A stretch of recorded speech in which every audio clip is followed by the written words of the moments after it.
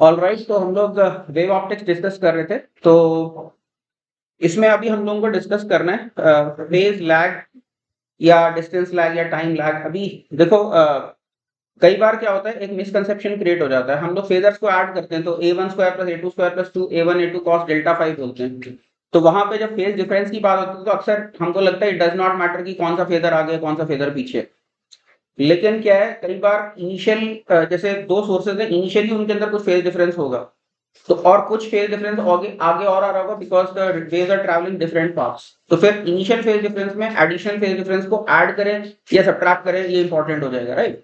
अगर तो initial phase difference zero है तो जो भी पाथ डिफरेंस की वजह से आ रहा है वो पॉजिटिव है नेगेटिव फर्क नहीं पड़ता, कॉस प्लस डेल्टा फाई और cos minus delta phi same रहता है। लेकिन cos of theta minus delta phi same नहीं होता है, ठीक है। ओके, तो इसलिए it is very important to understand the relationship between the मतलब कौन सा फेजर लीडिंग होगा कौन सा फेजर लैगिंग होगा, ये इंपॉर्टेंट हो जाता है जानना, ठीक है। तो अभी देखो कैसे निकाल सकते हैं रिलेशनशिप। तो मान लो मेरे पास x1 और x2 दो पॉइंट्स हैं किसी वेव के ऊपर, यानी कोई ट्रैवलिंग वेव है उसमें दो पॉइंट्स हैं x1 और x2 जिनके कोऑर्डिनेट्स हैं, और x2 मान लो x1 से बड़ा है। तो इसका मतलब क्या है, डिस्टर्बेंस कहीं से चली है और पॉजिटिव x में जा रही है और x2 is greater than x1। इसका मतलब क्या है, x2 पे बाद में पहुंचेगी डिस्टर्बेंस और x1 पे पहले पहुंचेगी, राइट। और जहां पे बाद में पहुंच रही डिस्टर्बेंस तो वो लैगिंग है। समझ में आई बात की नहीं? तो पार्ट डिफरेंसेस जब देख रहे हो तो देखो, जो लंबा पाथ ट्रेवल करके आई है वो लैगिंग है, जो छोटा पाथ ट्रेवल करके आई है वो लीडिंग है because of the path difference. उसके अलावा हो सकता है initially itself they may not be in the same phase, तो इनिशियल फेज डिफरेंस पे ये फेज हमें ऐड करना पड़ेगा। फॉर एग्जांपल मान लो S1 और S2 दो फेजर्स हैं लेट अस से, ठीक है। S1 और S2 दो सोर्सेज हैं और उनमें ऑलरेडी जो जहां पे सोर्स है वहीं पे मान लो S1 जो है π/2 से लीड कर रहा है, ठीक है। और मान लो यहाँ पे आगे कहीं स्क्रीन पे कहीं भी पॉइंट देख रहे हो जहाँ पे S1 से भी लाइट पहुंच रही है S2 से भी लाइट पहुंच रही है, और S1 का पाथ मान लो छोटा है लेट अस से, तो पाथ डिफरेंस की वजह से फिर से लीडिंग हो जाएगा। S2 से P पॉइंट तक जा रहा है और S1 से भी P पॉइंट तक जा रहा है। तो S2 का S1 से पाथ भी छोटा है और ऑलरेडी भी लीड कर रहा था, इसका मतलब कि और ज्यादा लीड करेगा। तो मान लो पाथ डिफरेंस की वजह से अगर 45 डिग्री का डिफरेंस आ रहा है तो ऑलरेडी वो 90 डिग्री से लीड कर रहा था और 45 डिग्री का डिफरेंस और आ गया, तो अभी टोटल लीड हो जाएगी इसकी 90 डिग्री प्लस 45 डिग्री। बात समझ आएगी नहीं? या फॉर दैट मैटर मान लो ऑलरेडी 45 डिग्री से लीड कर रहा होता और फिर एडिशनल पार्ट डिफरेंस की वजह से 45 डिग्री का और फर्क पड़ता, तो फिर क्या होता, 45 प्लस 45 90 डिग्री का लीड आ जाता। वेर अगर तुम इसको रेस्ट इन पीस कर देते इनिशियल यानी पार्ट डिफरेंस के साइन को सोचते कि फर्क पड़ता, प्लस 45 ले लो माइनस 45 ले लो, तो प्रॉब्लम आ जाएगी। फिर क्या होगा, फिर 45 माइनस 45 करोगे तो 0 हो जाएगा, 45 प्लस 45 करोगे तो 90 हो जाएगा, ठीक है ना। वेर अगर इनमें आपस में इनिशियल कोई फेज डिफरेंस नहीं होता तो फिर कोई बात नहीं, तो फिर तुम प्लस 45 लिखो माइनस 45 लिखो, इसको रेस्ट इन पीस कर दो, कोई फर्क नहीं पड़ता। समझ में आई बात की नहीं? क्योंकि cos of minus 45 is same as cos of plus 45, so it doesn't matter. But when there are initial phase difference, you have to be very careful about understanding whether the because of part difference something is leading or lagging. समझ में आई बात की नहीं? ठीक है, तो जल्दी से पढ़ देता हूँ क्या लिखा मैंने। Let x1 and x2 be 2 points on a wave traveling along x direction with x2 greater than x1. Then events at x2 are delayed from the events at x1 by a time difference of x2 minus x1 by c, where c is the wave velocity, ठीक है। Thus delay in terms of number of oscillations क्या हो जाएगा, कितनी cycles का delay आएगा। एक cycle होती है 2 पाई की, ठीक है। तो हम नंबर ऑफ साइकिल्स का डिले क्या देखेंगे, time difference divided by one time period, that will give you the difference in phase difference in terms of delay in terms of number of cycles. तो क्या आ गया, x2 minus x1 upon ct, right, where t is the time period and n is the delay in terms of number of cycles. तो thus phase lag या delay of x2 with respect to x1 क्या हो जाएगा, इसको 2 पाई से multiply करना पड़ेगा, x2 minus x1 upon c into 2 पाई। अच्छा, अभी c को मैं क्या लिख सकता हूँ, वेवलेंथ अपॉन टाइम पीरियड भी लिख सकता हूँ मैं c को चाहूँ तो, ठीक है। तो ये क्या आ गया, तो और x2 minus x1 into 2 पाई और यहाँ लैम्डा बाय टी लिख दिया into t, तो ये 2 pi by lambda into delta x, ये फेमिलियर फार्मूला आ गया, ठीक है। ठीक है, लेकिन समझ में आया हमको कि फेज डिफरेंस ना केवल हम पार्ट डिफरेंस के टर्म्स में निकाल सकते हैं, हम चाहें तो टाइम डिफरेंस के टर्म्स का यूज करके भी कैलकुलेट कर सकते हैं। समझ में आई बात की? ठीक है, ठीक है। तो फेज डिफरेंस क्या होगा, delta phi is 2 pi by lambda into delta x, okay. It must be kept in mind that the point requiring longer travel time is lagging in phase and one requiring shorter travel time is leading in phase. हाँ, तो क्या लिखा इसके बाद फिर, if delta t is the time lag between the 2 points x1 and x2, phase lag can also be written as delta phi is x2 minus x1 by c into 2 pi by t. ये क्या लिखा basically, x2 minus x1 by c क्या लिखा, time delay, is it not? x2 one is traveling x2 distance, other is traveling x1 distance, so x2 minus x1 is the difference of time, right? So time delay into 2 pi by t, okay, because t corresponds to 2 pi phase difference, right? So this much time delay corresponds to 2 pi by t into this much time, right? Unitary method. So phase difference can also be written like this. So 2 pi by t into delta t, where delta t is the time difference, okay? So delta phi is 2 pi by t into delta t. So this is the other formula. Either you can write 2 pi by lambda into delta x, or you can write 2 pi by time period into time difference, okay? So I hope it is clear so far. कोई doubt तो नहीं होगा? देख लो, कुछ doubt है तो बोल सकते हो. इसके बाद हम लोग बात करते हैं phase difference between two waves reaching a point through different routes. क्या लिखा था? Ideas discussed in previous section can be extended to find phase difference between two waves reaching same point. अभी तो मैंने सिंप्लिसिटी के लिए क्या किया था, एक ही वेव के ऊपर दो पॉइंट्स लिए थे x1 और x2, ठीक है. अब मैं दो वेव्स की बात करूं. इनफैक्ट डिस्कशन तो मैंने पहले ही कर दिया दो वेव्स का भी. तो पहले मतलब समझो कि last section was meant to for the one single two points of the single wave only. अभी दूसरे वेव के लिए भी क्या लिखा, वही बात इनफैक्ट रिपीट आएगी. The ideas discussed in previous section can be extended to finding phase difference between two waves reaching the same point. If x1 and x2 are the paths traveled by the two waves, x2 is greater than x1, then because of the path difference, the second wave lags. इसको underline किया red में. Normally I don't do that, but ठीक है. लंबी wave lag करती है, बहुत important है. Behind the first wave by a phase of 2 pi by lambda into x2 minus x1. ये word बहुत important है. If there is some initial lag or lead between the waves, then that must be carefully superposed on this lag while with proper sign to get the net lag. Initial phase difference है तो उसके ऊपर ये phase difference proper sign के साथ add करना पड़ेगा, ठीक है. अभी एक एग्जांपल लेते हैं तो ये चीज एकदम क्लियर हो जाएगी, ठीक है, और पता भी चल जाएगा अंडरस्टैंडिंग तुम्हारी ठीक हुई कि नहीं. क्या क्वेश्चन है मेरा? Consider to coherent sources S1 and S2 with S1 leading S2 bye phase of pi by 2. तो ये S1 और S2 दो सोर्सेज हैं और S1 जो है ऑलरेडी क्या कर रहा है, लीड कर रहा है. मतलब t इक्वल टू 0 पे इसका फेज इसके फेज से आगे है, कितना, पाई बाय 2 आगे है, ठीक है. Find the phase difference between the two waves from S1 and S2 when they reach point P. अब पूछा है कि जब पॉइंट P तक ये पहुंचेंगी वेव्स, तो पॉइंट P तक पहुंचने में इनका कितना फेज डिफरेंस होगा, ठीक है. ट्राई करो खुद से. तो देखो ऑलरेडी S1 जो है पाई बाय 2 आगे है, लेकिन S1 लंबा पाथ ट्रेवल करके जा रहा है, तो इस वजह से S1 खाली अगर पार्ट डिफरेंस का इफेक्ट देखेंगे तो S1 को लैग करना चाहिए. तो इनिशियल फेज डिफरेंस में से जितना लैग कर रहे हो सब्ट्रैक्ट कर देंगे तो उतनी बची हुई लीड रह जाएगी. समझ रहे? क्या लिखा? For net phase difference we need to superpose the initial phase difference upon the phase difference due to the path difference. तो S1p माइनस S2p तो लैम्डा बाय 15 है हमारा, राइट, ठीक है. तो डेल्टा फाई क्या हो जाएगा, 2 pi by lambda into lambda by 15, okay. तो ये क्या आ गया, 2 pi bye 15 with S1 lagging. But initial lead of S1 is pi by 2, thus net lead of S1 at P becomes what? तो pi by 2 और minus path difference की वजह से lag 11 pi by 30. Thus at point P wave from S1 leads the wave from S2 by a phase of 11 pi by 30. ये हमारा answer आ गया, ठीक है. Note the proper sign while superposing the two phase differences. Okay. So I hope it is clear to everybody. ठीक है. हाँ, यहाँ पे एक ऑब्जर्वेशन है क्या, इट डजंट मैटर P जो है S2 के जब तक राइट में है, चाहे यहाँ एकदम S2 के बहुत पास में है या इंफिनिटी पे, it doesn't matter, phase difference is going to be same. लेकिन अगर P मेरा S1 और S2 के बीच में हो गया तो फिर देख सकते हो कि पार्ट डिफरेंस डिपेंड करेगा लोकेशन पे. जैसे मान लो बीच में ही हो गया तो पार्ट डिफरेंस तो 0 हो जाएगा. S1 के बहुत पास में हो गया तो S1 का पार्ट ट्रेवल 0 हो जाएगा, S2 का कुछ और होगा, ठीक है. तो बीच में मैटर करेगा. वापस अगर लेफ्ट में ले लिया मैंने तो लेफ्ट में फिर से मैटर नहीं करेगा. लेफ्ट में भी पार्ट डिफरेंस जो होगा यानी फेज डिफरेंस होगा वो इंडिपेंडेंट ऑफ द लोकेशन हो जाएगा. हाँ, ये बात अलग है कि अगर आइसोट्रोपिक सोर्स है तो intensity will vary with 1 by r2 अगर आइसोट्रोपिक सोर्स है. But yes, phase difference to the right of S2 and to the left of S1 that will not vary with the position, ठीक है. बीच में position के साथ very करेगा. Of course to the left of S1 it will be some other difference, ठीक है, because if you are to the left of S1 the path from S1 will be shorter and that from the S2 will be longer, ठीक है. So it will have an additive effect on the phase lag, okay. इसके बाद हम लोग बात करते हैं incoherent sources. So remember last class I defined coherent sources. What are the coherent sources which have the same frequency and which maintain a constant phase difference. So what will be incoherent sources? So incoherent sources will be either sources with different frequencies, or even if the sources have same frequency, they'll have random phase differences. At random point of time their phase will start changing, right? कुछ समझ गए कि नहीं? जैसे दो different sodium lamps हैं, they are not coherent sources. एक ही sodium lamp से दो वेव जनरेट कर रहा हूं, मतलब डिफ्रैक्शन करा के, तो फिर the two slits will be coherent. समझ में आई बात की नहीं? क्या लिखा? Two or more sources are said to be incoherent if they do not maintain a constant phase difference, even if they have same frequency.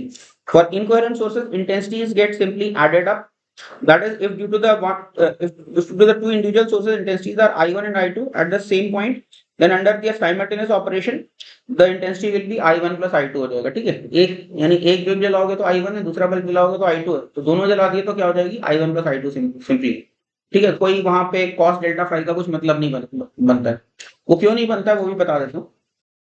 Cos delta phi का क्यों नहीं मतलब बनता है वो भी तुम लोग समझ सकते हो, क्योंकि तुम्हें पता है कि अगर इनकोहेरेंट सोर्सेज है तो cos delta phi randomly vary कर रहा होगा। इनफैक्ट डेल्टा फाई तुम्हारा 0 से 360 डिग्री के बीच में या 0 से 180 डिग्री के बीच में रैंडमली वेरी कर रहा होगा। तो जितनी प्रोबेबिलिटी 0 से 90 में होने की उतनी 90 से 180 में होने की प्रोबेबिलिटी है, राइट। तो इसका मतलब क्या, कॉस डेल्टा फाई की एवरेज वैल्यू अगर रैंडम एडिशन देख रहे हो बहुत सारे, तो फिर क्या हो जाएगा, कॉस डेल्टा फाई की एवरेज वैल्यू तो 0 ही हो जाएगी। तो इसका मतलब क्या है, हमारे पास average intensity simply I1 plus I2 हो जाएगी। And that's what you observe. दो बल्ब जलाते हो तो कोई तुमको ब्राइट डार्क नहीं दिखता है, एक यूनिफॉर्मली इल्यूमिनेशन तुम्हारा बढ़ जाता है, एक की वजह से जितना आ रहा है दूसरे की वजह से जितना आ रहा है, सिंपली एडिशन हो जाता है, राइट। इसके बाद देखो कंस्ट्रक्टिव एंड डिस्ट्रक्टिव इंटरफेरेंस क्या होती है। तो ये इनफैक्ट हम लोगों ने वेव्स एंड साउंड में भी थोड़ा बहुत पढ़ा हुआ है, तो उसी का रिकैप ही समझ लो। तो क्या लिखा, अगर जहां पे इंटरफेरेंस हो रही है वहां पे पार्ट डिफरेंस 2n पाई का डिफरेंस हो जाए, ठीक है, यानी फेज डिफरेंस 2n पाई का हो जाए, या इफेक्टिव पार्ट डिफरेंस जो है तुम्हारा n लैम्डा का पार्ट डिफरेंस हो जाए। In fact n lambda part difference is equivalent to phase difference of 2n pi, right. ठीक है, या यही लिखा delta x equal to n lambda. अगर सारा फेज डिफरेंस पाथ डिफरेंस की वजह से ही है तो फिर हम क्या कहते हैं, इंटरफेरेंस जो है कंस्ट्रक्टिव है, समझ गए। 2n पाई का फेज डिफरेंस है तो बोलते हैं कंस्ट्रक्टिव इंटरफेरेंस। उस केस में क्या होगा, पीक के ऊपर पीक पड़ेगी और फिर और बड़ी पीक बन जाएगी, ठीक है, ओके।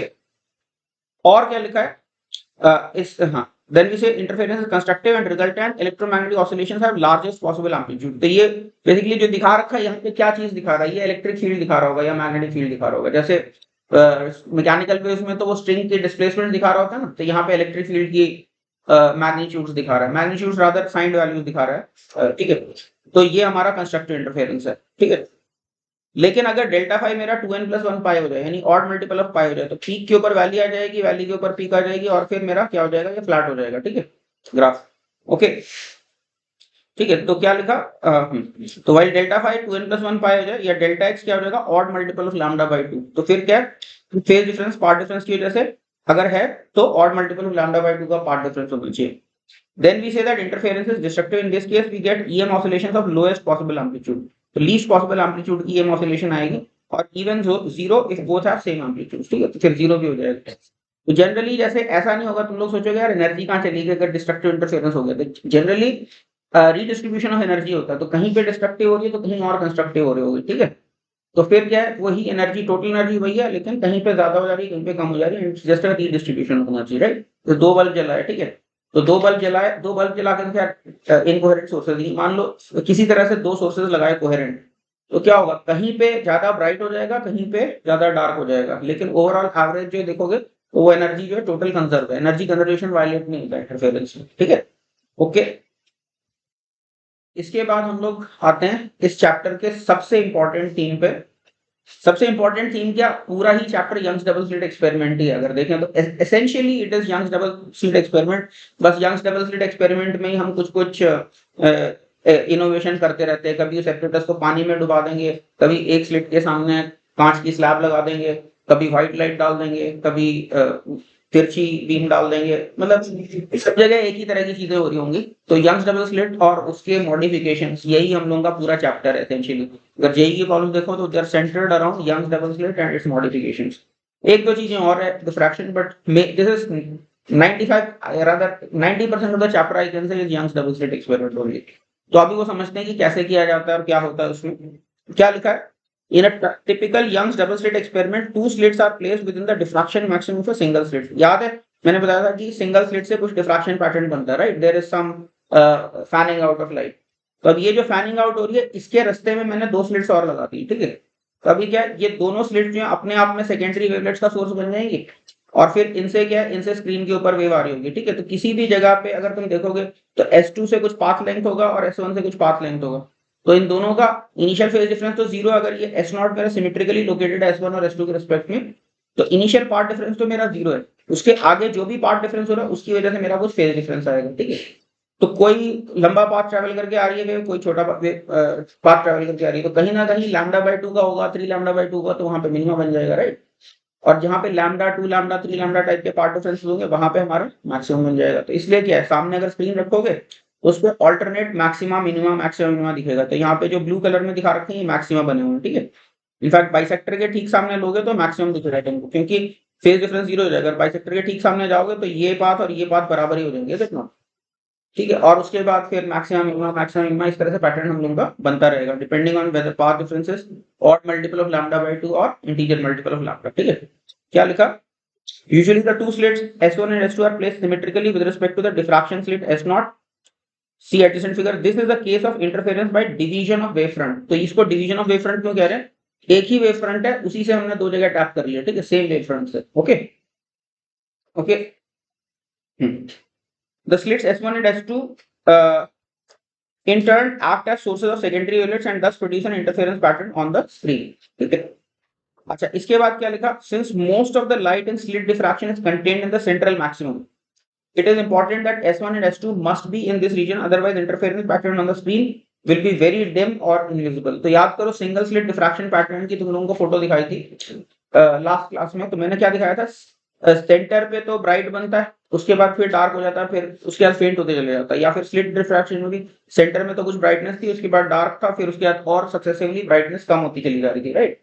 तो हम क्या चाहते हैं कि S1 और S2 जो है ये इसके सेंट्रल मैक्सिमम के अंदर अंदर लाई करने चाहिए ताकि सफिशिएंटली ब्राइट फ्रिंजेस दिखें। अगर ये मान लो ये S1 S2 बहुत दूर चले गए, ठीक है, तो फिर क्या होगा? इसके S1 S2 पे लाइट ही नहीं पड़ेगी, ना के बराबर लाइट पड़ेगी, तो फिर क्या होगा? सामने जो इंटरफेरेंस पैटर्न होगा वो बहुत डिम होगा या नहीं नजर आएगा, ठीक है। तो इसके ऊपर किस तरह का क्वेश्चन होता है? क्वेश्चन ये होता है कि मान लो ये जो पीछे डिफ्रैक्शन वाला जो प्लेन है इसको मैं पीछे करता चला गया तो उसका क्या इफेक्ट होगा? तो तुम्हें पता है फ्रिंजेस डिमर हो जाएंगे, हो सकता है ना भी दिखें। क्यों? अगर मान लो इतना पीछे हो गया तो मान लो इतना ही मेरा सेंट्रल मैक्सिमम यहीं पे आ गया, S1 S2 तो बाहर ही चले गए, इसलिए बात समझ आएगी।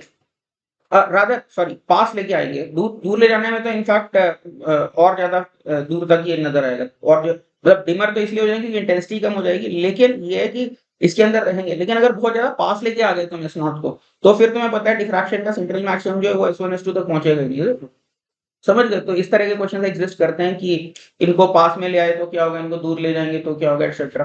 पैटर्न गायब भी हो सकते हैं, S0 को बहुत ही पास में लेके आ गए तो पैटर्न ही गायब हो जाएगी, राइट।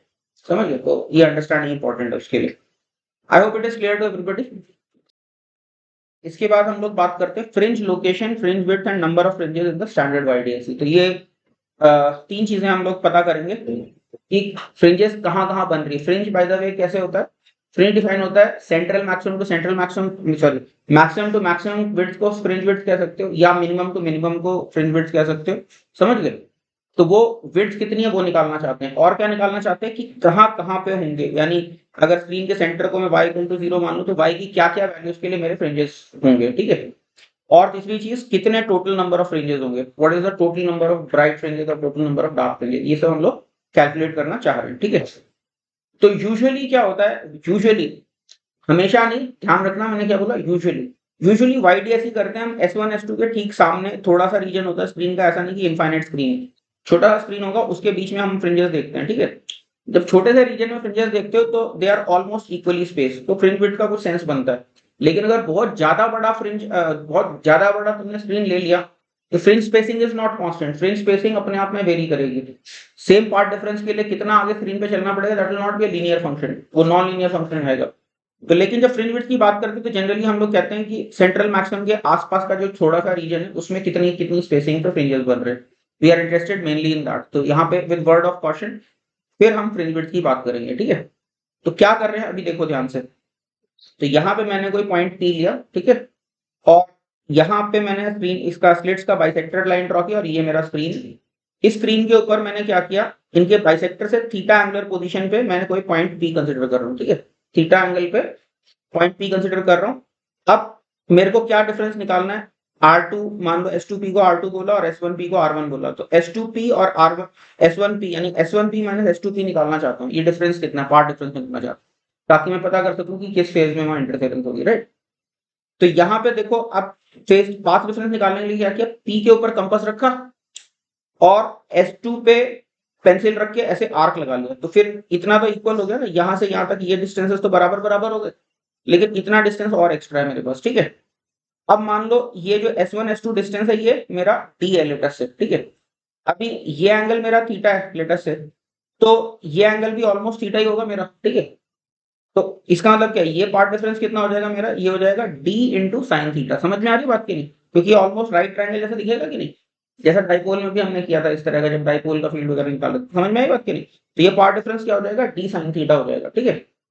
अच्छा, इसमें ध्यान रखना एक बात, word of question once again, although शायद आगे फिर से आएगा नोट्स में, लेकिन फिर भी मैं बता दे रहा हूँ। अगर P बहुत ज्यादा दूर लिया है तो थीटा तुम चाहे S2 पे सबटेंडेड एंगल बोलो या S1 पे सबटेंडेड एंगल बोलो या इनके बाइसेक्टर पे सबटेंडेड एंगल बोलो, सेम ही होगा ऑलमोस्ट, इज इट? लेकिन अगर तुम स्लिट्स के ठीक सामने के रीजन में हो तो then make sure that you take the theta at the mid point only. और कहीं थीटा यहाँ पे फर्क पड़ जाएगा ना, S2 के ठीक सामने देखोगे तो इधर तो 0 डिग्री हो गया थीटा, इससे अगर मेजर करोगे इससे कुछ और होगा, मिड पॉइंट से कुछ और होगा। तो हमेशा ध्यान रखना, जो थीटा लेना है हमेशा हमको किससे लेना है, मिड पॉइंट से लेंगे, ठीक है, S1 और S2 के मिड पॉइंट से लेना, राइट। तो ये डिफरेंस कितना आ जाएगा, ये डी साइन थीटा आ जाएगा। समझ में ये बात की नहीं, पार्ट डिफरेंस। तो यही बात देखो लिखिए, यहाँ पे दिखा रखा है, ये इधर से ये थीटा एंगल पे बना है, और यहाँ पे ये जो डिस्टेंस है ये डी है, तो ये मेरा कितना आ गया, path difference d sine theta आ गया, राइट। ठीक है, क्या लिखा, consider interference of waves coming from S1 and S2 interfering at point P on the screen as shown in the figure. Typically capital D is much greater than small d। हाँ, ये बात बोलना भूल गया था, ये जो स्क्रीन का डिस्टेंस होता है ये बहुत ज्यादा बड़ा होता है एज कम्पेयर टू S1 और S2 पर। जनरली विजिबल लाइट से जब कर रहे हो तो S1 S2 का डिफरेंस डिस्टेंस जो होता है वो मिलीमीटर्स में होता है, और ये मीटर्स में होगा, या 1 मीटर 2 मीटर इस टाइप का कुछ होगा कैपिटल डी की जो वैल्यू है, ठीक है। तो काफी ज्यादा बड़ा होता है उससे, ठीक है। So to find the path difference we can put compass at P and make an arc of radius PS2। समझ में आई होगी बात, वही जो मैंने बताया था, which cuts the S1P nearly at 90 degree angle। The enlarged images near this arc is shown in the figure P। यहाँ पे फिगर दिखा रहे, ठीक है। From this figure we can see that part difference delta S is almost S1B।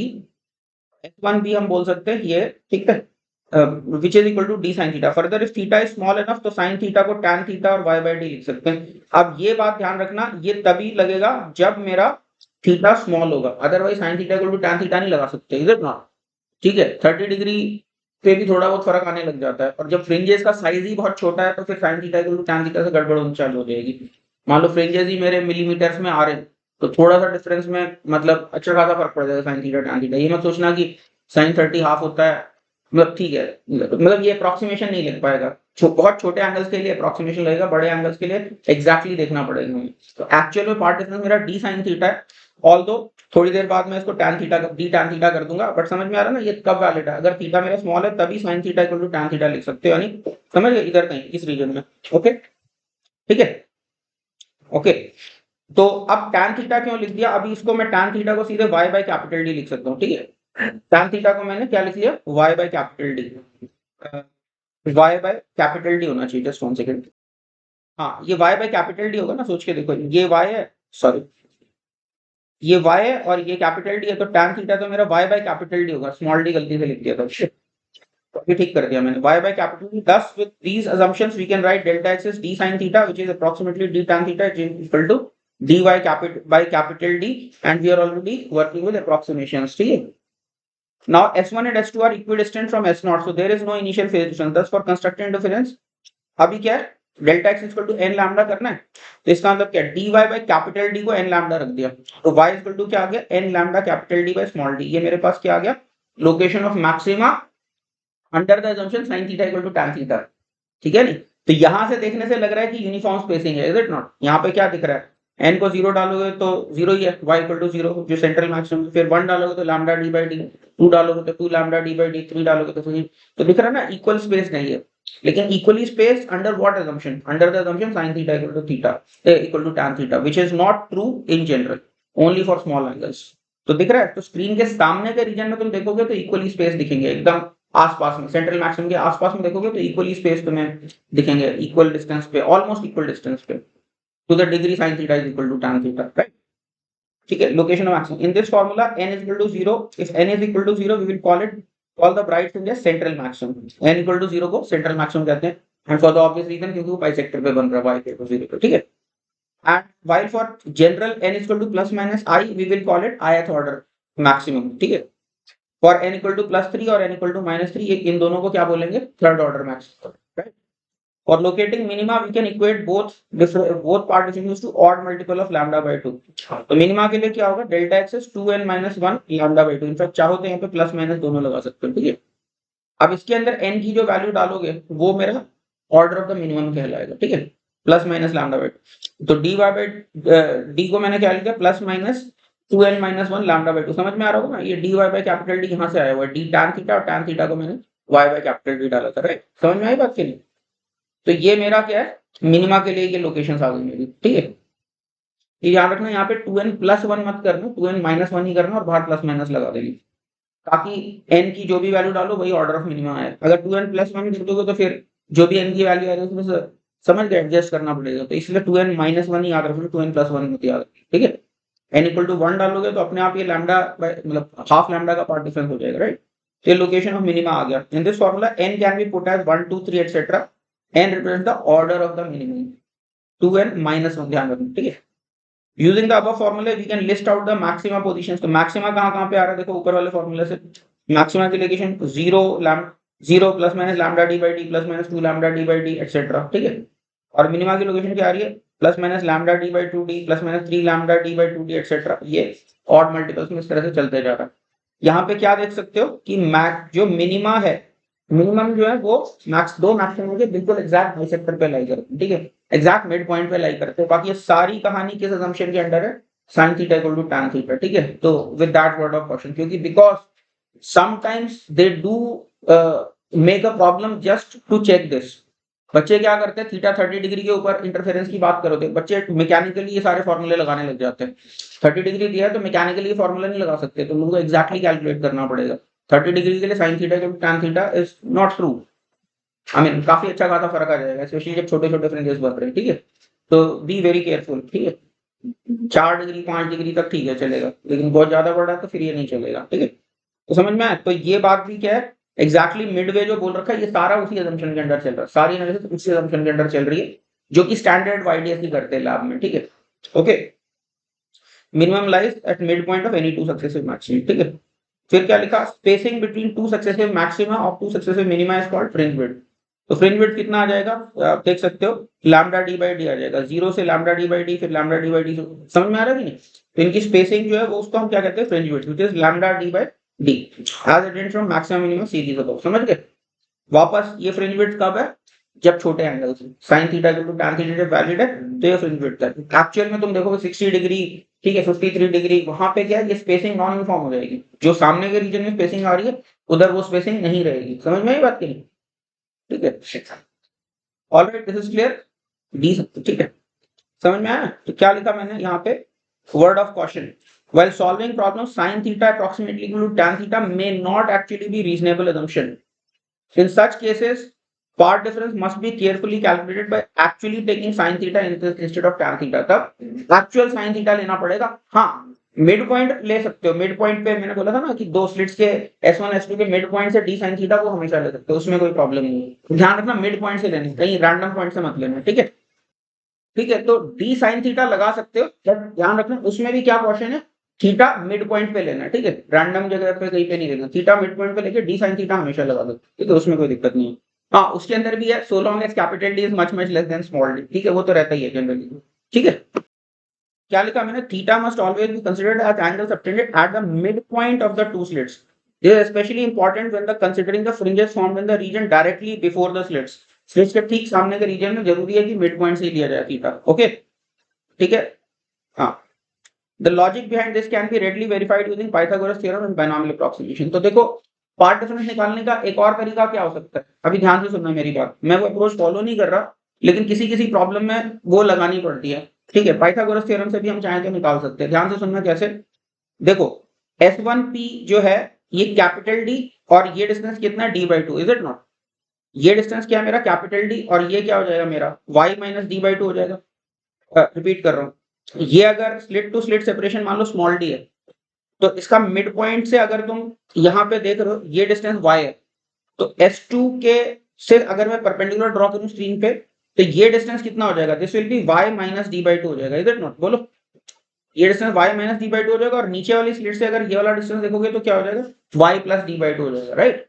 तो Pythagoras theorem लगाओगे तो क्या हो जाएगा, ये डिस्टेंस हो जाएगा capital D square plus Y plus D by two का स्क्वायर, सॉरी हाँ yes, capital D square plus Y plus D by two का स्क्वायर का अंडर रूट, ये डिस्टेंस हो जाएगा। ठीक है, इसी तरह से ये वाला जो डिस्टेंस हो जाएगा ये क्या हो जाएगा, capital D square plus Y minus small D by two का स्क्वायर का अंडर रूट। अब इन दोनों डिस्टेंसेस को घटाओगे, उसके बाद बाइनोमियल अप्रोक्सीमेशन लगा सकते हो, assuming that small D is much much less than capital D. तो उसका यूज करके भी हम चाहें तो पार्ट डिफरेंस कैलकुलेट कर सकते हैं, और वो पार्ट डिफरेंस वही आएगा जो डी साइन थीटा करके आएगा, जो मिड पॉइंट पे थीटा ले लिया। ठीक है, तो ये बात ध्यान रखना, दोनों तरह से सेम रिजल्ट आता है तुमको। तो कहीं कहीं किसी किसी क्वेश्चन में depending on how they present the problem, कभी कभी पाइथागोरस भी लगानी पड़ सकती है इनको, बट समझ में आया ना, पाइथागोरस से भी कैलकुलेट कर ही सकते हैं इसको। ओके ठीक है, तो क्या लिखा, theta must be always considered on the as the angle subtended at the midpoint of the two slits. This is especially important with the considering the fringes formed in the region directly before the slits. ठीक है, ये बात पढ़ी थी अभी, Pythagoras का से हम वेरीफाई कर सकते हैं इस चीज को। इसके बाद हम लोग बात करते हैं counting the number of fringes. तो अभी सब लोग ध्यान से देखना, हमारा क्या होता है, डेल्टा एक्स मेरा डी साइन थीटा होता है ना, पार्ट डिफरेंस जो होता है क्या होता है, डी साइन थीटा होता है। इसका मतलब क्या है, मैक्सिमम पार्ट डिफरेंस कब आएगा, जब थीटा इक्वल टू 90 डिग्री होगा। समझ में आई बात की नहीं, 90 डिग्री समझ रहे हो, यानी एकदम इंफिनिटी पे जाके। थीटा कहाँ से मेजर किया था, देखो यहाँ पे थीटा हम लोगों ने इधर से मेजर किया हुआ ना, ये थीटा, तो थीटा इक्वल टू 90 डिग्री समझ रहे हो, इंफिनिटी पे जाके हम बात कर रहे हैं, राइट। तो मैक्सिमम पार्ट डिफरेंस क्या हो जाएगा मेरा, ये प्लस माइनस डी हो सकता है, राइट। ऊपर की तरफ प्लस डी लेते हो तो नीचे minus, depending on S2P minus S1P कर रहे हो या अदर वे राउंड। तो पार्ट डिफरेंस मेरा प्लस माइनस डी हो सकता है, राइट। तो maximum order of the maximum क्या हो सकता है, वो होगा GIF of D by lambda, is it, क्योंकि सोच के देखो लैम्डा के मल्टीपल्स तुम फिट करते रहते हो, राइट। तो जब पार्ट डिफरेंस लैम्डा हुआ, फिर 2 लैम्डा हुआ, फिर 3 लैम्डा हुआ, एटसेट्रा। तो मान लो मेरा स्मॉल डी की वैल्यू है let's say 10.5 lambda let's say, इसका मतलब इंफिनिटी पे जाके पार्ट डिफरेंस 10.5 लैम्डा होगा। इसका मतलब क्या, कहीं ना कहीं 10 लैम्डा भी होगा, कहीं ना कहीं 9 लैम्डा भी होगा। तो कितने मल्टीपल्स फिट होंगे लैम्डा के, तो GIF of 10.5 lambda upon lambda, यानी GIF ऑफ 10.5, इतने मल्टीपल्स लैम्डा के फिट हो पाएंगे। समझ में आई बात की नहीं। तो अगर 10.5 है तो इसका मतलब क्या, 10 मैक्सिमा ऊपर बन सकते हैं, और इसी तरह से 10 मैक्सिमा नीचे बन सकते हैं, और एक सेंट्रल मैक्सिमम तो है ही है। बात समझ आएगी नहीं। तो इसीलिए GIF ऑफ क्या लिखा, डी बाई लैम्डा। ठीक है, तो अगर डी बाई लैम्डा इंटीजर है तो टोटल नंबर ऑफ मैक्सिमा क्या हो जाएगा, twice of D by lambda plus 1 हो जाएगा, राइट, अगर एग्जैक्ट इंटीजर है। ठीक है, अदरवाइज क्या करना पड़ेगा, twice of GIF of D by lambda and plus 1। बात समझ आएगी नहीं। ठीक है, तो काउंट, तो क्या लिखा, काउंटिंग द, अच्छा कई बार क्या होता है, इन्फिनिटी वाले को कभी कभी काउंट करते हैं, कभी कभी नहीं काउंट करते हैं। अभी ये बात थोड़ा ध्यान से सुनना, इस पे हमेशा कंट्रोवर्सी रहती है, क्वेश्चंस में हमेशा डिबेट होती रहती है कि कितने मैक्सिमा बनेंगे। ठीक है, तो अभी दो बातें हैं, इन्फिनिटी पे जो मैक्सिमम बनता है, इन्फिनिटी पे जो मैक्सिमम बनता है उसको स्क्रीन पे तो ला ही नहीं सकते, क्योंकि कोई भी स्क्रीन तुम्हारा इनफाइनाइट साइज का नहीं होता। मोर ओवर, अगर स्क्रीन तुम इनफाइनाइट साइज का बना भी दो तो इन्फिनिटी तक पहुंचते पहुंचते लाइट की इंटेंसिटी 0 हो जाती है। ठीक है, तो इसलिए कई बार ये क्वेश्चन होता है, मतलब अच्छे ऑथर्स तो हमेशा लिख देते हैं not counting the ones at infinity, एकदम क्लियर कट लिखते हैं कि not counting the ones at infinity, number of maximum counting. ठीक है, और कभी कभी क्या है, तुम लोगों को इन्फर करना पड़ेगा लैंग्वेज से, how many maxima are formed on the screen. जब भी स्क्रीन बोल रहे हैं तो एक्चुअल लैब एक्सपेरिमेंट कर रहे हैं, और लैब एक्सपेरिमेंट में स्क्रीन कभी भी इनफाइनाइट नहीं होगा। तो उस केस में क्या होता है, वो इन्फिनिटी वाले दो को हम ड्रॉप कर देंगे मैक्सिमम, अगर इन्फिनिटी पे एग्जैक्टली बन रहा है तो। ठीक है, एग्जैक्टली नहीं बन रहा तब तो कोई दिक्कत ही नहीं। ठीक है, और अदरवाइज कई बार पूछते हैं कि how many maxima are theoretically possible, तो उस केस में इन्फिनिटी को भी गिन लेते हैं। समझ में आई बात की नहीं। तो यहाँ पे थोड़ा केयरफुली लैंग्वेज को तुम्हें पढ़ना पड़ेगा, और कभी कभी एम्बिगुअस है तो बस डिपेंड ऑन योर लक, या फिर try to make the best guess कि ऑथर ने क्या सोचा होगा। ठीक है, क्योंकि ये हमेशा ही इसमें जलेबियां बनती रहती है इस चीज को लेके कि नहीं इतना नहीं उतना ऐसे करके, समझ गए। तो इतनी बात समझ में आई कि नहीं, कितने नंबर ऑफ मैक्सिमम होंगे। ठीक है, counting the ones at found at infinity and the central maximum, if the maximum is at infinity is to be excluded, तो फिर क्या हो जाएगा, तब फिर मेरा क्या हो जाएगा, twice of D by lambda minus 1 plus 1 हो जाएगा। एक सेंट्रल मैक्सिमम है, समझ गए, GIF of this, right, infinity वाले को छोड़ दें तो। ठीक है, और अदरवाइज क्या हो जाएगा, अगर डी बाई लैम्डा इंटीजर नहीं है तो फिर इन जनरल मैक्सिमा को, इंटीजर नहीं है तो फिर हम ये लिख सकते हैं twice GIF of D by lambda plus 1। अब इसमें इंटीजर नहीं है तो ऑब्वियसली इंफिनिटी में बन ही नहीं रहा होगा, तो फिर हमेशा क्या कर सकते हैं, twice GIF of D by lambda plus 1। ये आई hope it is making logical sense, समझ में आ रहा है ना क्यों है, ये लॉजिक बन रहा है ना इस चीज का। तो ठीक है, now minima can be found by fitting number of odd multiple of lambda within D. ठीक है, अब मिनिमा अगर बताना है, लेटर से डी तुम्हारा लेटर से 10.6 लैम्डा लेटर से, तो मिनिमा कैसे काउंट करोगे? तो जहां पे पार्टीशन 0.5 लैम्डा होगा, 0.5 फिर 1.5 फिर 2.5 3.5 all the way up to 10.5, तो कितने गिनतियां आती हैं वो उतने तुम्हारे मिनिमा हो जाएंगे, उतने ही ऊपर होंगे और उतने ही नीचे भी होंगे, तो उसको डबल करनी पड़ेगी। समझ में बात की नहीं? मिनिमा का नंबर हमेशा इवन ही होगा क्योंकि ऊपर और नीचे सिमेट्रिक बनेंगे। ठीक है, स्टैंडर्ड वाइड ये तो ठीक है। क्या लिखा? Minima can be found by fitting number of odd multiples of lambda within d and doubling the number thus obtained between every two maxima there is a minimum. ठीक है, the minimum at infinity is usually not counted if there are n maxima there are either n minus one minima और n plus one minima. ठीक है, n अगर maxima तो या तो n plus one होगा या n माइनस वन होगा। ठीक है, ओके, डिपेंडिंग ऑन वेदर और not well defined minimum is form beyond the last maximum.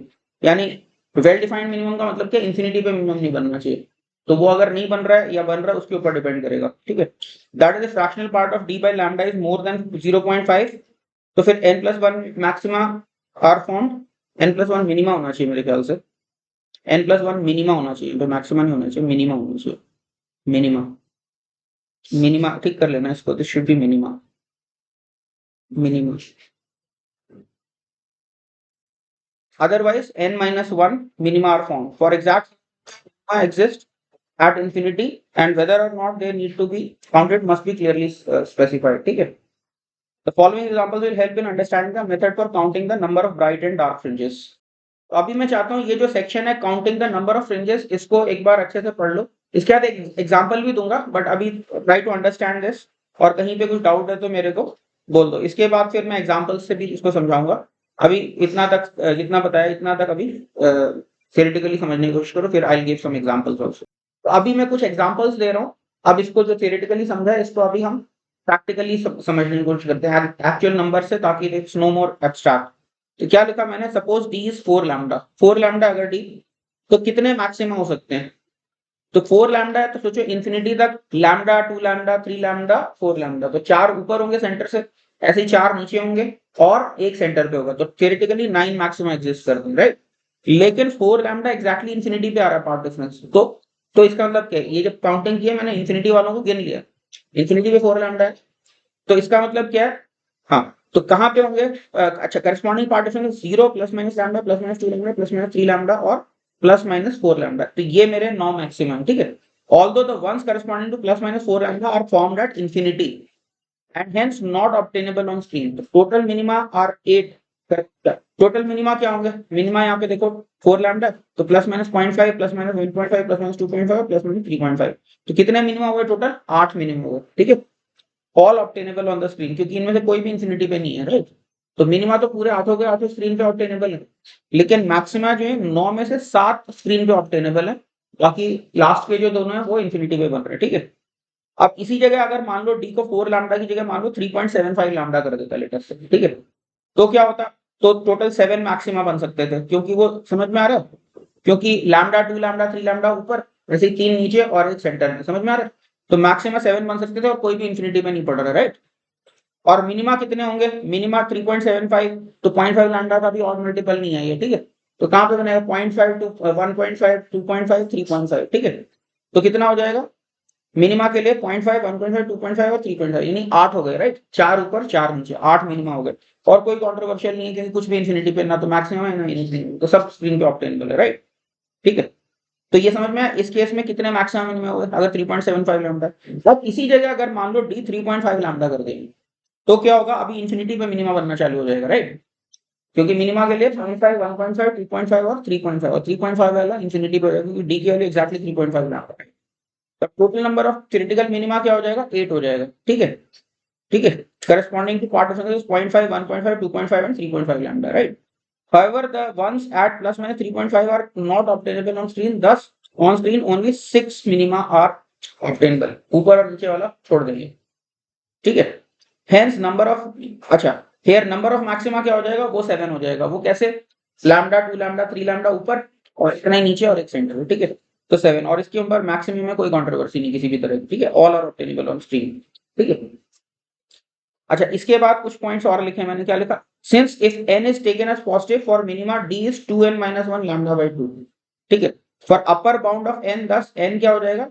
2d by lambda plus 1 into 1 by, ठीक है, ये अपर बाउंड आ जाएगा n का, plus actual value of n क्या है मेरा, GIF of d by lambda plus half, ठीक है। मतलब ये थोड़ी सी मैथ्स कर रहे हैं, वही जो चीज अभी नंबर्स में देखिए, तुम लोग GIF के फंडे पढ़े, तुम लोग वेरीफाई कर सकते हो। एंड दस n मिनिमम क्या आएगा, twice of GIF d by lambda plus half. समझ में आ रहा होगा ये क्या किया है, GIF से लॉजिक से देखो, वैल्यूज पुट करके देखो तो समझ में आ रहा होगा ये कैसे फॉर्मूले वर्क कर रहे हैं, ठीक है। This includes all theoretically possible minima. If the argument of GIF is exact integer, then we need to subtract 2 to get the minima obtainable of string। अगर GIF का आर्गुमेंट एग्जैक्ट इंटीजर हो जाता है तो फिर क्या करना पड़ेगा, फिर 2 माइनस करना पड़ेगा, ठीक है। GIF पढ़ा है ना मैथ्स में, तो अभी लॉजिक लगाओगे तो it will start making sense, और ठीक है। और मैक्सिमा के लिए थ्योरेटिकल नंबर ऑफ मैक्सिमा क्या हो जाएगा, n max will be GIF of d by lambda plus 1, ठीक है, क्योंकि एक सेंट्रल में भी है। if the argument of GIF is exact integer then we need to subtract 2 to get the maxima obtainable on screen, ठीक है। तो इसको भी एक बार देख लो और उसके बाद फिर आगे हम बढ़ते हैं। अच्छा, यहाँ पे 2 मैंने मिस कर दिया factor, it should be 2 GIF of d by lambda plus 1। इसके बाद हम लोग बात करते हैं एंगुलर पोजीशन ऑफ फ्रिंजेस। तो देखो एक तो लीनियर पोजीशन, अभी हमने y जो निकाला ये क्या था, लीनियर कोऑर्डिनेट था, राइट। और स्मॉल एंगल्स के लिए एंगल अगर निकालना है तो क्या करोगे, तुम्हें पता है tan theta is almost equal to theta, right. तो यानी जो भी y की वैल्यू आएगी उसको कैपिटल D से डिवाइड कर दोगे तो एंगुलर पोजीशन आ जाएगी मैक्सिमा की, राइट। मैक्सिमा या मिनिमा जिसकी भी। तो क्या लिखा, recall for maxima d sin theta is n lambda. तो एंगुलर पोजीशन ऑफ फ्रिंजेस क्या है, इंडिपेंडेंट ऑफ कैपिटल D है, दिख रहा है। मतलब समझ में आ रही बात की नहीं, यहाँ पे कैपिटल D तो कहीं पे आया ही नहीं, खाली थीटा पे डिपेंड कर रहा है, इधर नहीं। तो d sin theta n lambda, तो ये इंडिपेंडेंट ऑफ कैपिटल D है। तो मैक्सिमा के लिए एंगुलर पोजीशन क्या हो जाएगी, theta for the maximum value plus minus sine inverse of n lambda upon d। तो ये मेरी एंगुलर पोजीशंस आ जाएंगी जहां जहां पे मैक्सिमम बन रहा है, ठीक है। और मिनिमा के लिए इसी तरह से क्या आ जाएगा, plus minus sine inverse of 2n minus lambda by 2d। ये मेरी मिनिमा की एंगुलर पोजीशंस आ जाएंगी। अब इसके अंदर भी क्या है, अगर मान लो मेरा ये छोटा है, क्या कहते हैं, एंगल अगर छोटा है तो साइन इनवर्स को मैं हटा ही सकता हूँ, इधर खाली एंगुलर पोजीशन देखना, तुम्हें पता है sine theta equal to theta हो जाता है ना बहुत छोटे एंगल्स के लिए, is equal to sine inverse x. X sine inverse x और एक्स तीनों करीब करीब बराबर हो जाते हैं, ठीक है। या फिर tan थीटा के टर्म्स में लिखना है तो tan थीटा के टर्म्स में भी हम लोग बात कर ही सकते हैं। जैसे तुमको पता है हमारा क्या था, y क्या आया था हमारा, lambda capital D by D, ये आया था ना मेरे पास, n lambda d by D. उसको कैपिटल D से डिवाइड कर दोगे तो तुम्हारे पास क्या आ जाएगा, एंगुलर पोजीशन छोटे अगर एंगल्स पे बात करें, छोटे एंगल्स पे क्या आ जाएगा, बस कैपिटल D से डिवाइड कर दो, समझ गए। तो वो क्या आ जाएगा हमारा, लैम्डा बाई स्मॉल डी, ये मेरी एंगुलर पोजीशन आएगी, n lambda by small D, ये एंगुलर पोजीशन आ जाएगी छोटे एंगल्स के लिए। बात समझ आ रही है कि नहीं, ठीक है। तो I hope it is clear to everybody, समझ में आ गया, ठीक है। इसके बाद हम लोग बात करते हैं shape of the fringes, okay. हाँ, तो शेप ऑफ द फ्रिंजेस के लिए देखो मुझे पता है 2 सोर्सेज है मेरे पास, S1 और S2, ठीक है। और मुझे पता है कि जहां पे पार्ट डिफरेंस कांस्टेंट है वहां पे इंटरफेरेंस एक जैसी हो रही होगी, इज इट। तो 2 पॉइंट्स से पाथ्स का जो डिफरेंस है कांस्टेंट का जो लोकस होगा वो क्या होगा। तो तुम देखो प्लेन में क्या होता है, distance, difference of distance from 2 points being constant that represents a hyperbola, right, ठीक है। नहीं तो मतलब अगर मान लो प्लेन में ही बात करते हैं तो ऐसे करके ऐसे कुछ हाइपरबोला आ जाते हैं मेरे पास, इज इट नॉट। और उस हाइपरबोला की टैंजेंट्स बनाते तो पेयर ऑफ स्ट्रेट लाइन बन जाती है, इज इट नॉट। तो अगर लार्ज डिस्टेंस से बात कर रहे हो और उसकी बात कर रहे हो locus of points which have same distance from same path difference, तो वो क्या आ जाएगा, that will be a pair of straight lines, right. I mean actually it will be hyperbola but for large distances it will look like a pair of straight lines। इसी तरह से अगर space में हम बात करें, locus of all the points which maintain a constant path difference from 2 points that will be a hyperboloid। क्यों, सोच के देखो, इस एक्सिस की अबाउट सर्कुलर सिमेट्री तो होगी कि नहीं होगी। तो प्लेन में अगर इस पॉइंट पे इन दोनों का पाथ डिफरेंस कुछ आ रहा है तो इसका मतलब क्या, इस पूरे सर्कल के लॉन्ग सेम ही पाथ डिफरेंस आने वाला है, इज इट नॉट। बात समझ आ रही है। तो it will be a surface of revolution of a hyperbola, यानी एक हाइपरबोलॉइड बनेगा। और लार्ज डिस्टेंसेस के लिए it will start looking like a pair of straight lines. तो यहाँ पे कोन बना रखा है but actually what is meant is actually a hyperboloid which is a surface of revolution of a nearly surface of revolution of pair of straight lines कह सकते हैं। तो इसको कोन की तरह मैंने दिखा दिया, समझ में आई बात की। क्या लिखा, the surface r2 minus r1 equal to constant represents the points having same path difference। in 2D it represents a hyperbola while in 3D it represents a hyperboloid with line joining S1 and S2 as the axis of the rotation। ये इसके about circular symmetry रहेगी, ठीक है। Just as we have a pair of straight lines serving as asymptotes to hyperbola, in 3D a conical surface serves as asymptotic surface to the hyperboloid, and for large distances hyperbola can be approximated as a double cone with symmetry axis on S1 and S2. I hope it is making sense. समझ में आई बात की नहीं? अब conic section I hope पढ़ चुके हो तुम लोग मैथ्स में, पैराबोला, हाइपरबोला, इलिप्स ये सब पढ़ चुके हो ना, तो ये भी पता है कि किसी कोन को काट के बना सकते हैं सारे सरफेसेस, राइट? तो अभी सोच के देखो, यहाँ पे अगर मैं ये इसके ऊपर ऐसा स्क्रीन रख दूं कोन के ऊपर, तो तुमको पता है ये जो कट करेगा इससे दो हाइपरबोला बनेंगे। तो नॉर्मल स्टैंडर्ड वाईडीसी में स्क्रीन कहाँ रखते हैं? S1 S2 ऐसा होता है और स्क्रीन को ऐसे रख देते हैं, राइट? इसका मतलब क्या है? इसके ऊपर तो हमारे फ्रिंजेस कैसे बनेंगे? हाइपरबोलिक फ्रिंजेस बनेंगे नहीं, क्योंकि कांस्टेंट पार्ट डिफरेंस का जो सरफेस है, ये समझ में आ रही बात की नहीं? यहाँ पे जैसे पार्ट डिफरेंस कुछ आ रहा है, तो ये इधर से अगर कट करोगे तो यहाँ पे ये कोन में कट करेगा। समझ में आई बात? क्योंकि ये पूरा का पूरा सरफेस, ये पूरा यानी इस जगह पे अगर ये पूरा का पूरा सर्कल देखो, ये पूरा का पूरा कांस्टेंट पार्ट डिफरेंस का सरफेस है, राइट? मतलब कहने का क्या मतलब है, जो पार्ट डिफरेंस यहाँ होगा वही यहाँ पे होगा, वही पूरे सरफेस के ऊपर एक गिवन थीटा का अगर कोन है, तो एक गिवन थीटा का कोन है तो इस पूरे कोन के ऊपर सेम पार्ट डिफरेंस होगा, राइट? एक और थीटा का कोन ले लोगे तो इस पूरे कोन पे एक और पार्ट डिफरेंस होगा। तो इस कोन को काटने वाला सरफेस ही तो हमारा प्लेनर स्क्रीन है। मेकिंग सेंस और not? This whole cone is the surface of constant path difference. तो ये किसी एक थीटा के ऊपर है, ठीक है? ऐसे एक और थीटा के ऊपर एक और डबल कोन बनेगा, एक और थीटा के ऊपर एक और डबल कोन बनेगा। For every theta there will exist a double cone, right? समझ में आया? ठीक है, तो क्या लिखा? ठीक है, तो just as we have a pair of, ये पढ़ दिया था मैंने, ठीक है? लार्ज डिस्टेंसेस के लिए इसको डबल कोन की तरह से अप्रोक्सीमेट कर सकते हैं। Symmetry axis S1 S2।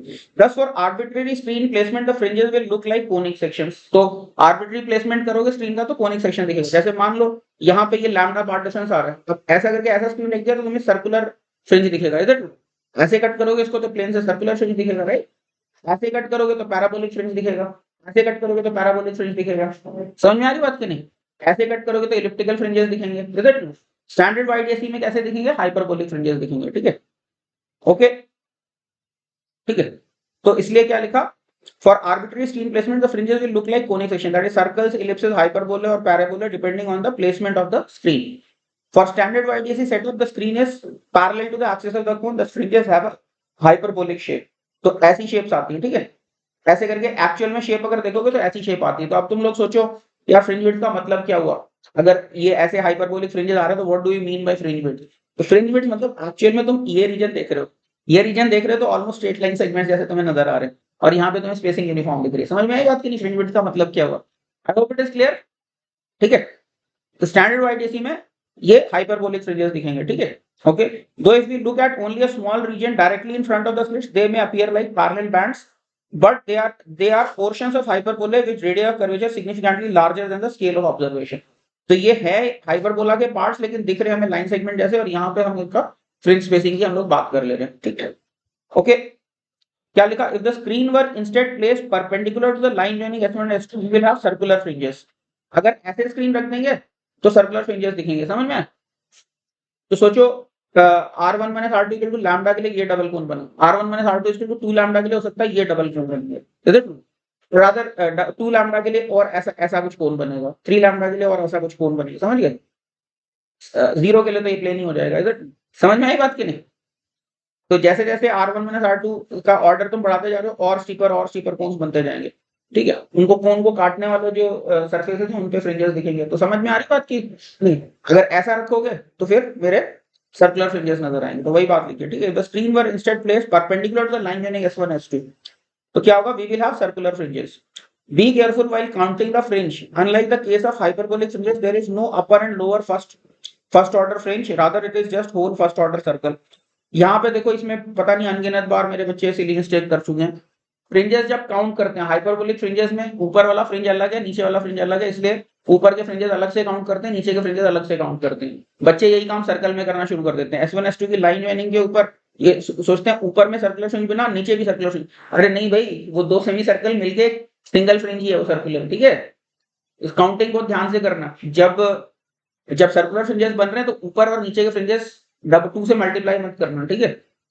क्योंकि वो सेम ही फ्रिंज चल रहा है। हाइपरबोला में तो क्या ऊपर वाला फ्रिंज ऐसे चला गया था, नीचे वाला फ्रिंज ऐसे चला गया था, तो वो 2 फ्रिंजेस हैं, लेकिन यहाँ पे एक सिंगल सर्कुलर फ्रिंज है। ओके, आएगा समझ में कि नहीं? और दूसरी बात क्या है, जब S1 S2 की लाइन जॉइनिंग के अलोंग ऐसे स्क्रीन रखा है तो यहाँ पे तुम्हारा पार्ट डिफरेंस D होगा। अगर S1 S2 में आपस का डिस्टेंस D है तो यहाँ पे तुम्हारा पार्ट डिफरेंस डी होगा, इन्फिनिटी पे पार्ट डिफरेंस 0 होगा, राइट। यहाँ पे पार्ट डिफरेंस अगर इस एंगल को थीटा लेते हो तो डी कॉस थीटा करके आ जाएगा तुम्हारा पार्ट डिफरेंस। तो हाईएस्ट ऑर्डर मैक्सिमम सेंटर के पास बनेगा और जैसे जैसे बाहर जाओगे लोअर ऑर्डर मैक्सिमा बनेंगे, समझ गए। तो लोवेस्ट ऑर्डर मैक्सिमा इंफिनिटी के पास में बनेगा और हाईएस्ट ऑर्डर जो सेंटर के पास बनेगा। Same thing for minima also, क्योंकि सबसे ज्यादा पाथ डिफरेंस सेंटर के पास होगा और उसके बाद जैसे जैसे आगे जाओगे पाथ डिफरेंस कम होने लगेगा। आई बात समझ। तो ये इसको बहुत ध्यान से डील करना जब भी सर्कुलर फ्रिंजेस डील कर रहे हो, ओके। यही लिखा, be careful while counting the fringes, unlike case of hyperbolic fringes there is no upper and lower first order fringes, rather it is just whole first order circle. Also, highest order fringes have smallest radii because largest part difference occurs near the center of the screen. So I hope it is making sense to everybody. एक बार इस section को देख लो, कुछ doubt हो तो पूछ लो। इसके बाद हम लोग बात करते हैं इंटेंसिटी वेरिएशन इन YDSE। तो देखो YDSE में इंटेंसिटी कैसे वेरी करती है। वापस ये जो भी एनालिसिस कर रहे हैं under the assumption that theta is small, sin theta equal to tan theta के assumption में कर रहे हैं एनालिसिस। ज्यादातर एनालिसिस स्टैंडर्ड एक्सपेरिमेंट की sin theta equal to tan theta लेके ही होती है, ठीक है। क्या लिखा, मान लो एक स्लिट से इंटेंसिटी जो आ रही है वो I0 है और दूसरी स्लिट से भी इंटेंसिटी I0 आ रही है और दोनों स्लिट्स आइडेंटिकल। तो इसका मतलब क्या, कंबाइंड इंटेंसिटी क्या हो जाएगी, I1 plus I2 plus 2 root I1 I2 cos delta 5। तो वो क्या हो जाएगा मेरा I0 plus 2 root I0 square, which is 2I0 into cos of delta 5, ये हो जाएगी इंटेंसिटी। अब इसमें 2I0 कॉमन निकाल लो तो क्या आ गया, अंदर में 1 प्लस कॉस डेल्टा 5 आ गया। कॉस डेल्टा 5 को क्या लिख सकते हैं, 2 cos square of delta 5 by 2 minus 1, तो ये क्या आ गया 4I0 cos square of delta 5 by 2। ये मेरी इंटेंसिटी का वेरिएशन आ गया, राइट। ठीक है, तो ये फॉर्मूला आ गया मेरे पास, where I0 is the intensity due to the individual slit. ठीक है, वापस इसके अंदर हम वो सब इफेक्ट अकाउंट में नहीं ले रहे कि 1/r² से डिक्लाइन हो रहा है वो सब कुछ, वो क्यों नहीं ले रहे, क्योंकि हम मान रहे हैं कि S1 और S2 का डिस्टेंस जितने रीजन में तुम इंटरफेरेंस देख रहे हो तो इन सबका डिस्टेंस S1 और S2 से इक्वल है। ऑल्दो अगर बहुत वाइड एंगल में देखोगे तो ये ट्रू नहीं रहेगा, ठीक है, 1/r² से डिक्लाइनिंग वगैरह भी हो रही होगी, राइट। ठीक है, तो ये समझ में आया। इनफैक्ट तब I0 की वैल्यू ही चेंज हो जाएगी, इनफैक्ट समझ है कि नहीं, यहाँ पे I0 मतलब स्क्रीन के सामने का I0 है, ठीक है, दूर में देखोगे तो I0 की वैल्यू कुछ और हो जाएगी, राइट। ठीक है, अच्छा डेल्टा फाई क्या होता है मेरा 2 pi by lambda into delta x, तो इसको मैं क्या लिख सकता हूँ 2 pi by lambda into D sine theta. ठीक है, और वापस स्क्रीन के सामने के रीजन में बात करोगे तो इसको क्या लिख सकते हैं 2 pi by lambda into D Y by D. अब ध्यान रखना अब अप्रोक्सीमेशन लग चुका है, ठीक है, now it's no more valid for far wide angles. ठीक है, और लैम्डा डी बाई डी को मैं बीटा लिख सकता हूँ। तो कई बार क्या होता है फ्रिंज विड्थ के टर्म्स में एक्सप्रेस करना इसको इजी रहता है। तो इंटेंसिटी को क्या लिख सकते हैं, इंटेंसिटी को फिर डेल्टा फाई को क्या लिख सकते हैं 2 पाई वाई बाई बीटा, वापस छोटे एंगल्स के लिए। ठीक है, तो क्या आ जाएगा, इंटेंसिटी को लिख सकते हैं 4I0 cos square of pi Y by beta. ठीक है, ये मेरा एक और इंटेंसिटी का फॉर्मूला बन गया। तो हम फ्रिंज विड्थ के टर्म्स में देख सकते हैं कि बीटा पे कितना होगा, तो सोच सकते हो बीटा पे क्या हो जाएगा, y इक्वल टू बीटा अगर डालोगे तो तुम्हें पता ही है 4I0 रहेगा, इज इट नॉट। और आना भी चाहिए, मैक्सिमम पे क्या होगा, सेंट्रल मैक्सिमम में भी 4I0 होगा, फिर बीटा y को बीटा डालोगे 2 बीटा 3 बीटा 4 बीटा सब पे मैक्सिमम बन रहा है। इसी तरह से यहाँ पे y को बीटा बाई 2 डालोगे तो क्या हो जाएगा 0 हो जाएगा, दिख रहा है, cos square of pi by 2 बन जाएगा। y को 3 बीटा बाई 2 डालोगे तो 0 बन जाएगा, मिनिमम वाले आते जा रहे हैं। ठीक है, और उसके बीच में कुछ पूछा है, मान लो 1.5 बीटा पे पूछा है, तो उसके हिसाब से इंटेंसिटी यहाँ पे कैलकुलेट कर सकते हैं। समझ में आया। तो I personally find this formula more useful, बाकी ठीक है दोनों याद कर लो यार, ये तो डेराइव हो जाता है, इस फॉर्म में मेरे को याद रखना अच्छा लगता है। ठीक है, पता नहीं कब तक याद रहेगा बट ठीक है, ठीक है, okay. This formula is often more handy when y is known as a multiple of beta in fringe width. Okay, this formula uses approximation. Sin theta is approximately equal to tan theta, so must be used with caution when theta is large. ठीक है, तो समझ गए, theta small के लिए लगाना, कई बार question जानबूझ के लार्ज थीटा पे सेट करते हैं तो फिर ये चीज नहीं लगा पाएंगे। ठीक है, तो एक बार इस सेक्शन को देख लो, कुछ डाउट है तो बोल दो।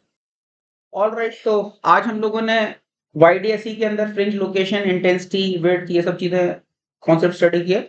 इसी आइडिया को बढ़ाएंगे। अब फिर कल की क्लास में जो चीजें सीखी हैं इस पे कुछ न्यूमेरिकल करेंगे। फिर उसके बाद मैंने बोला था YDSE के साथ अलग अलग खिलवाड़ करते रहेंगे, तो कभी लिक्विड के अंदर डाल देंगे इसको, कभी इसके सामने स्लिट लगा, इसके सामने कांच की, एक स्लिट के सामने कांच की स्लैब लगा देंगे, इस तरह से कुछ कुछ, फिर दोनों के आगे कांच की स्लैब लगा देंगे। तो इस तरह से कुछ कुछ खिलवाड़ करते रहेंगे, YDSE को ही वेरिएशंस देखते रहेंगे। यहाँ पे इंक्लाइंड लाइट डाल दी, इस तरह से करके, तो ये सारी कहानी कल हम लोग समझेंगे। ठीक है, all right, so this is it for today's class, thank you.